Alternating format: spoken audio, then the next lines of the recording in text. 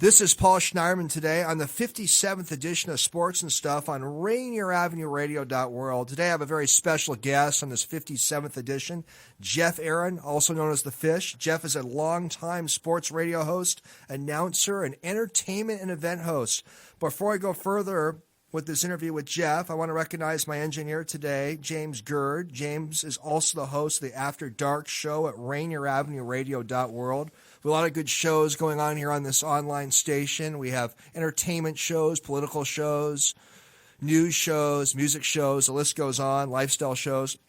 Our sports department has some good stuff going on. We have a show hosted by Rick Dupree, One-on-One with Dupe. Granville Emerson, Ronald Laurent host a show. Lidline Sports, Masvita Marari hosts a show. Seattle Sports Weekly. Patton McCarthy, Masvita co-hosts a show on the Seattle Metro Sports Conference. Mark Bryan has a fitness-based show, and Juan Cotto and Mike Colbrisi also host a show. A lot of stuff going on in our sports department. My show, Sports and Stuff, was started over 2 years ago. It's been a lot of fun. A lot of my interviews are on my website, plslawoffices.com, and on Mixcloud. You can follow me on Facebook and on Twitter at PLS Law Offices. I always appreciate any feedback I get.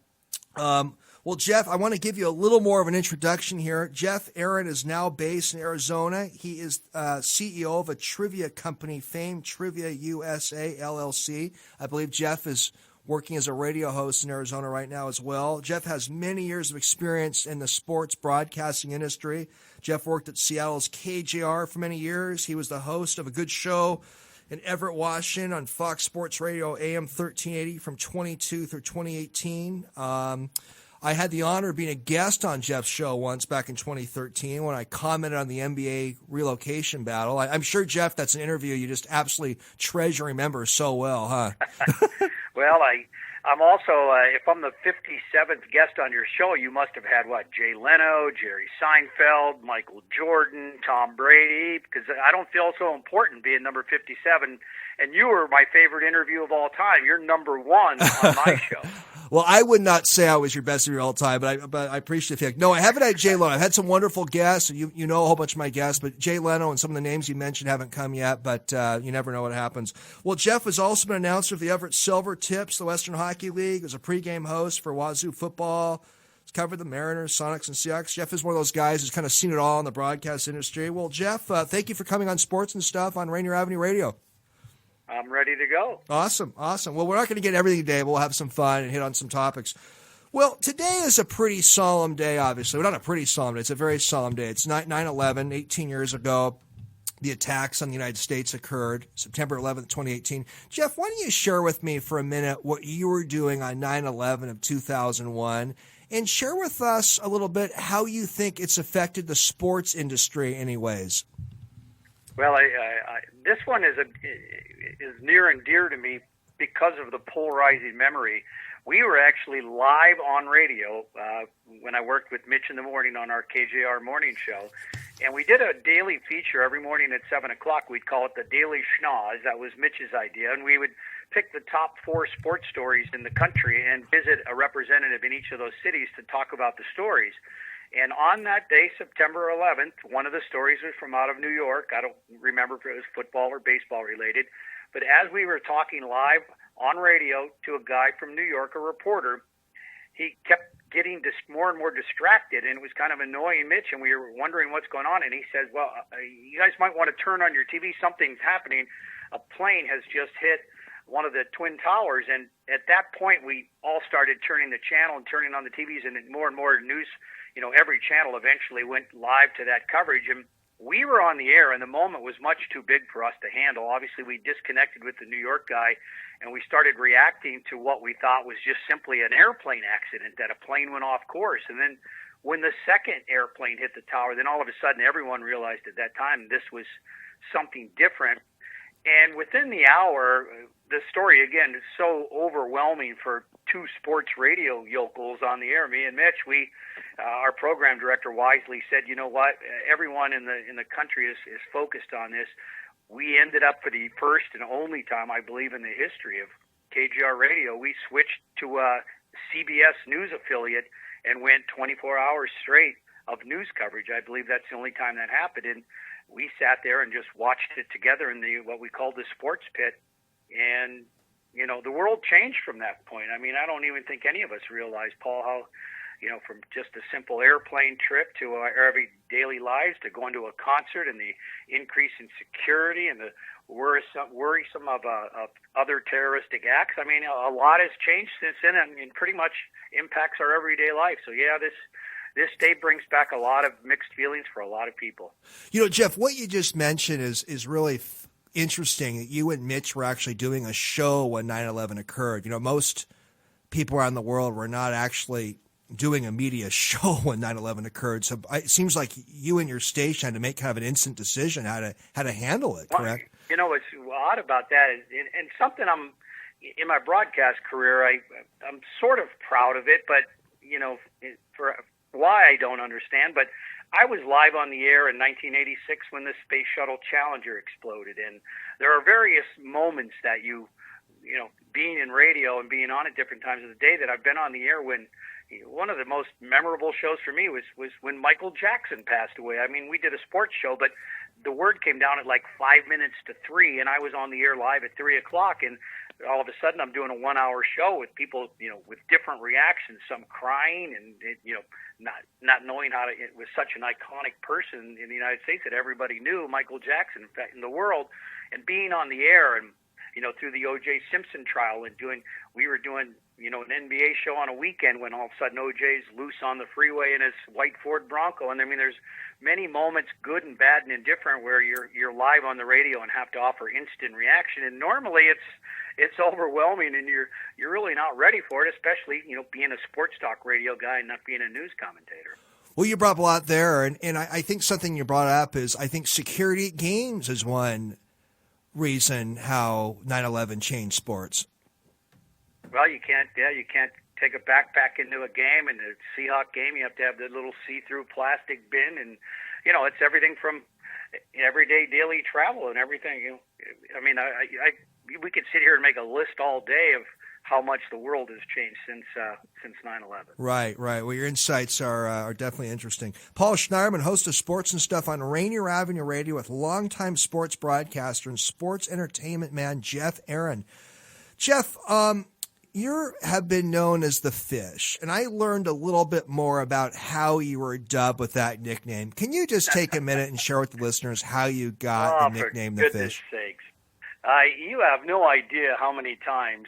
In fact, just this past weekend, I was hosting a football party in Arizona where nobody knows who I am. I'm a newbie down here, and someone came up and said, I see on your logo here it says the Fish. Are you a fisherman? Because people always want to tell me there's nothing worse than a long fishing story other than maybe how your fantasy football team's doing. But the short version I tell on this, and it's not a wonderful story, but Mitch in the morning, back in the KJR days, was the afternoon host, the midday host, noon to 3. And on one particular day, he called in sick and couldn't do the show. So the program director, Tiptoe Tommy Lee, you can ask him how he got his nickname. He called me and says, "Would you want to fill in for Mitch today?" So I did. And it was the day where something traumatic happened in sports. Reggie Lewis of the Boston Celtics had died. An active NBA star died of a cocaine-induced heart attack, and it was the big story of the day. And I'm kind of an old-school sports guy, so I did an entire show based on athletes who passed away in their prime. So it wasn't like this exciting, sexy subject to do a show on. And the next day when Mitch came back, he had asked his audience, well, how did the guy do that filled in for me yesterday? And somebody inadvertently just called, and it made no sense to me or anyone else whatsoever, but he goes, Mitch, it sounded like a fishing show. So all of a sudden I started getting teased, and that night we were all gathered down at FX McCrory's in downtown Seattle for a Mike Gastineau anniversary party, and some woman approached me with fisherman cough drops, sort of giggling. I heard you're the fisherman, that you do a fishing show, and someone had put her up to it, and I started being called the fisherman. Hey, the fisherman, when are you doing your next fishing show? And I was being teased like boys in the locker room, and eventually people started calling me the fisherman. Then it got shortened to the Fish, and finally I gave up fighting the nickname and decided I might as well just embrace it. So I became the Fish and used it to my advantage. What the heck? Just roll with it. It served you well, Jeff. Well, Jeff, I've learned a little bit more about you in doing a little workup before this interview. And one thing I've learned is you are a Heisman Trophy voter, which you've been, I believe, since 1991. It's a prestigious award given to the best college football player every year. How did you become a Heisman Trophy voter, Jeff? And what is your general philosophy as a voter about how to select the best player every year? Well, I'll correct one thing. Was up until this year a Heisman Trophy voter, because when you move out of state, you lose your right to vote. I almost didn't move because of that. I loved being a Heisman Trophy voter for many, many years. And the only way that you get to be a Heisman Trophy voter is they have a certain amount of voters in every major college football city, and you're nominated by another member of the media. And I was nominated by a Seattle Times reporter who had, after many, many years of voting, decided he didn't watch enough college football, and he nominated me. So I was contacted by the Heisman folks, and I took this very seriously. I was a John Wooden Award voter for many years for college basketball, but then when I didn't watch as much college basketball, I didn't feel I was worthy of the vote, so I turned it over to someone else. But the Heisman vote every year, I would pay attention to as many players and compare stats and take it very serious. And it's an award that I believe it should be held to a higher level than most individual awards. To me, I did put a lot of stock in the person. If they were in trouble on and off the field, that factored into my voting. There are a few guidelines that they give you to establish your vote, but they pretty much leave it up to you and your individualism on what you feel that award means. And to me, next to a gold medal or an Olympic medal for your country, I can't think of an award that would mean more than the Heisman Trophy. So my vote, my allegiance has been tested over the years with, certain players that, Johnny Manziel and Reggie Bush got into some trouble, and there was, even Baker Mayfield was kind of a cocky, arrogant guy, and you didn't know whether you wanted to vote for him or not. And Jameis Winston was in a lot of trouble at Florida State. So there were certain players that tested your qualifications as a voter. And there are many years where the player I voted number one to win the Heisman did not win the award. So I didn't necessarily go with what ESPN told me.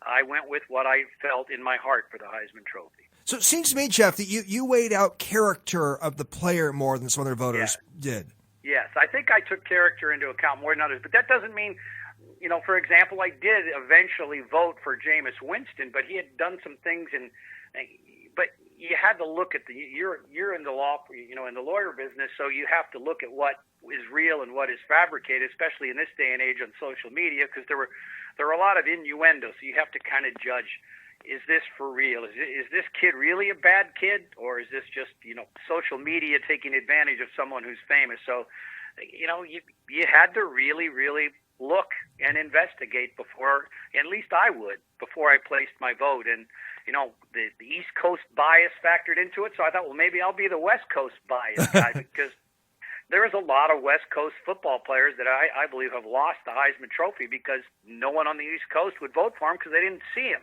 A guy like Marcus Mariota broke that trend, but very rarely outside of a USC quarterback do you see a Heisman Trophy awarded to someone on the West Coast. Well, I love this. I've never talked to a Heisman Trophy voter before, so I find this very interesting. And I'm kind of a geek that enjoys the Hall of Fame debates and the Heisman Trophy debates, so this is my kind of subject, Jeff. Paul Schneiderman of RainierAvenueRadio.world, host of Sports and Stuff with Jeff Aaron. Jeff, I got a question here at the Heisman Trophy, and I didn't really get an answer to this online the other day. I know Charles Woodson won it one year. He was primarily a defensive player at Michigan in the late 90s, but I think he did do some stuff on special teams on offense. Are defensive players precluded from being Heisman Trophy winners, or is it open to a little bit of wiggle room? I blame it a lot on ESPN. ESPN puts out their top three voters, top three of this week every week, and unfortunately, it has become, it seemingly has become the best quarterback on a winning football team, and Oklahoma might win the award for the third year in a row with the way Jalen Hurts got off to a start. But Charles Woodson, probably won the award.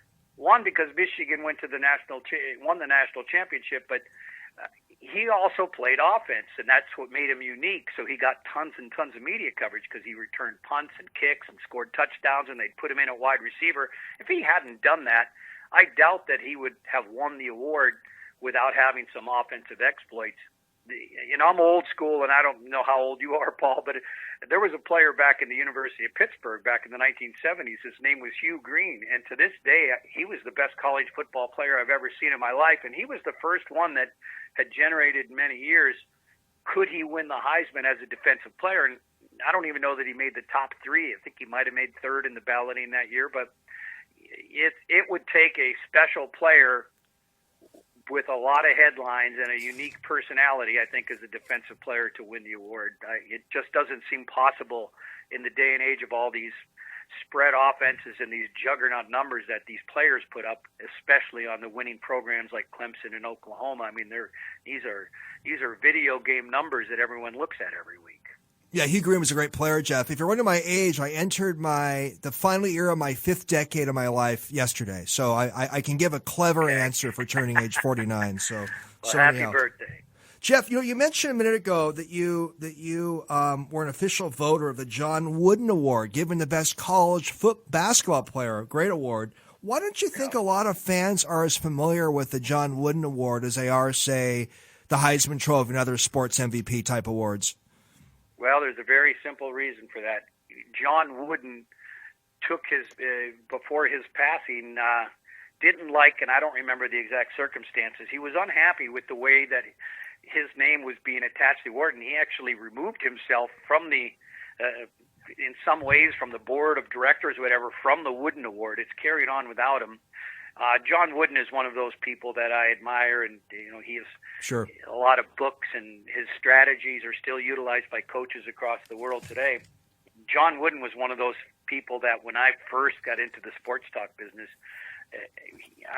I was brash and bold and didn't care, so I would call people up at home, and I actually got a hold of John Wooden's phone number, called him, he answered the phone, and I probably did a 30-minute interview with him. It was such a big impact on my early radio career. Wow. I had to cherish that interview for the rest of my life, and had a few more opportunities later on in life to talk to John Wooden. But the fact that you dial a phone number, and this is pre-cell phone era and pre-internet, and you call somebody and you say, someone answers the phone, and I'm looking for Coach Wooden.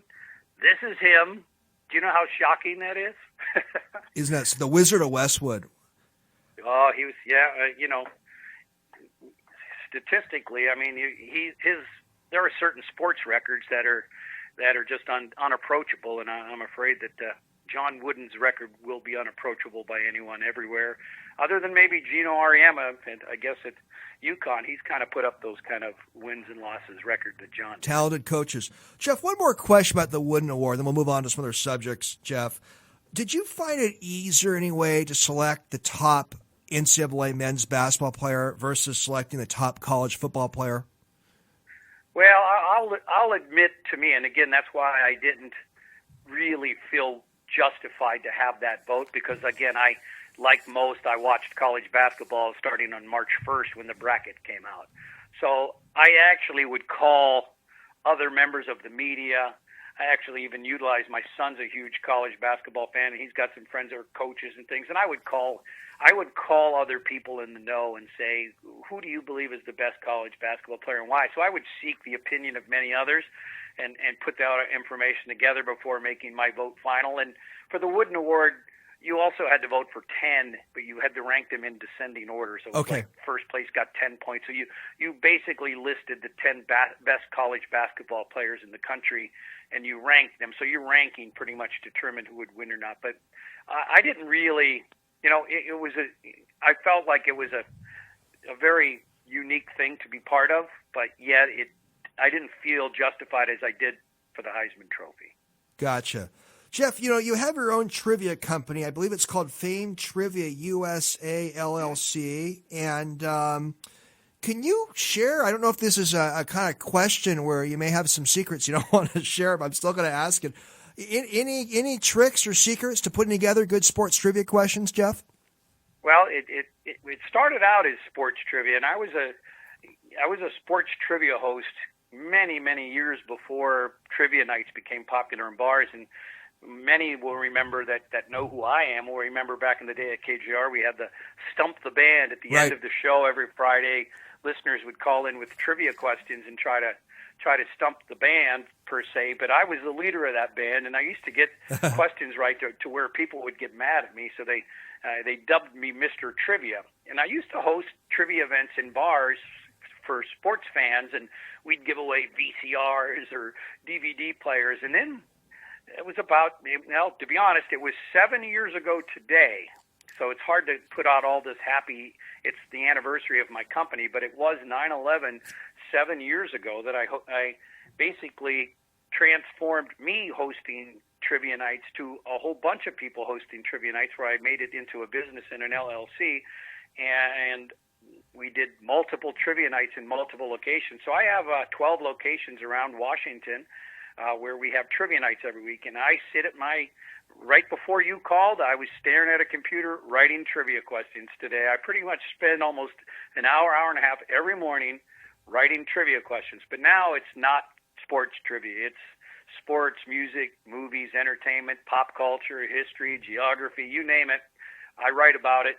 Unfortunately, I don't remember everything anymore. I don't retain all the information. And I've written 361 trivia quizzes in a row, 361 weeks. I think I'm breaking Joe DiMaggio's record for most consecutive trivia weeks. And it's a passion for me. And in my life, there are two things that I feel I've accomplished. I was able to talk sports on the radio, and I turned trivia into a nice, thriving business. That's great. It's fun to get a little bird's eye view of the sports trivia business. I think this is the first time on my show we've ever talked about sports trivia, Jeff, so I want to get a little in there. Paul Schneiderman again on Sports and Stuff on RainierAvenueRadio.world. If you're just tuning in, I got Jeff Aaron on. We're having a fun interview about Jeff's work and some of his thoughts on sports subjects. Jeff, we only got a couple minutes left, believe it or not, maybe 4 or 5 minutes left, so I kind of want to take a lap around a few other subjects here. Jeff, you worked for the Everett Silvertips, the Western Hockey League, for about 9 years in the 2000s as an on-ice announcer.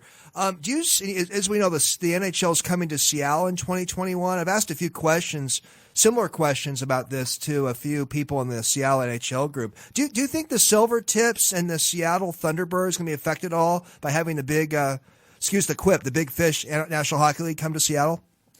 I've asked that question myself of many people, and the Silvertips, they started the same year that I started my show in Everett, Washington. So we were kind of, we were born together, and it's a relationship that I've cherished over the years. And I did all the on-ice work for the first 9 seasons of the team, and predominantly went to every game. And I still keep in touch with many of the players from that original team. In fact, one of their star players, Mitch Love, is now the head coach of the Saskatoon Blades, and he was down here swimming in my swimming pool and playing golf just a few weeks ago. So it's a very cherished and important relationship. They do have a pretty hardcore fan base. I'm not so sure about the Seattle Thunderbirds. I don't know what their future is, but I think people, for whatever reason, treat Everett as far away from Seattle. People from Everett will say it's a trip to Seattle. Even though it's hockey, I just think there's two separate fan bases there. So again, not knowing also what the Silvertips have in mind for their future and their negotiations with their lease and their home at the Angel of the Winds Arena, all that. But I think they'll be fine. And I think a lot of people can't afford the NHL pricing. They don't. The traffic scares people away. So I do believe it's two different entities, and I believe the Silvertips will be just fine, and they'll stay if they choose to stay. And your point's a really good one, Jeff. Everett, which is a nice community, is a little bit distinct from Seattle in a lot of ways, although it's not that far away geographically. You bring up a point. It really is its own community. Jeff, you've been in Arizona now, I think, for about a year, and Phoenix and Seattle are obviously different types of cities. What are some differences you see in the Phoenix and Seattle sports markets? And by the way, Phoenix has to be about the sports bar capital of the country. But anyhow, what do you think? What are some differences you see in the sports markets, fan base, whatever, between Seattle and Phoenix? Well, here's the biggest difference, and I experienced this past Sunday hosting an NFL viewing party, which I did for many, many years up in Seattle. I hosted Seahawk parties at the Swinomish Casino in Anacortes for, I think, about 17 years. Right. I hosted a football party this week. The thing is, people don't come out. It was a Seahawks viewing party in Seattle. Here they put Arizona on the big screen, but people get mad because the home team's on the big. We don't want to see the Cardinals. And like everyone knows here in the Valley, everyone is from somewhere else, and everyone's from Chicago or they're from Milwaukee. And I suddenly found myself having people, I want this game, I want that game, and you have little pockets of fan bases. You have Bears fans sitting in one corner and a bunch of Seahawks fans here, and then I like the Dallas Cowboys. So it was a different party where it was more about just the NFL and all the games rather than everybody polarized and cheering for the home team. Arizona does not have that same passion. They don't have the Seahawks chant. It's a different animal down here, and it has a lot to do with a lot of transplant people, and it's a different sports market. I think it's a good sports market, but it's not the same as a Seattle or a Philadelphia or New York, where everyone's kind of hardcore about the home teams. A lot of transplants in Arizona, a lot of Chicagoans in Arizona, by the way. That's probably, I think your answer makes sense. Jeff, I run into more Seattle people down here. Everywhere I go, I run into someone. Oh, I'm from Linwood. I'm from Puyallup. I mean, every week. It's unbelievable. I had about 5 or 6 people say, I can't believe you're the Fish. I listened to you for years. They were all down at the Seahawks game, watching the Seahawks-Bengals game last week. Fun. A lot of Seattleites, as we know, and people in Washington State want to escape the weather. Well, Jeff, we have about 30 seconds left. We're about to wrap this up. What does the future hold for Jeff Aaron? Well, thank you for not asking me about Antonio Brown, because I would have gotten angry with you. Okay. I'm going to continue working on my trivia questions. I'm doing some part-time radio down here, and I do it because I have a love for radio, and it's fun for me. And I'm going to sit out at my pool and work on my tan and enjoy myself. And it was an enjoyable conversation with you today. Jeff, thanks for coming on, and I had a lot more questions for you, but I'm up against a 27-minute clock, and it's you and I stay in touch. You got it. Thank you. Thanks, Jeff.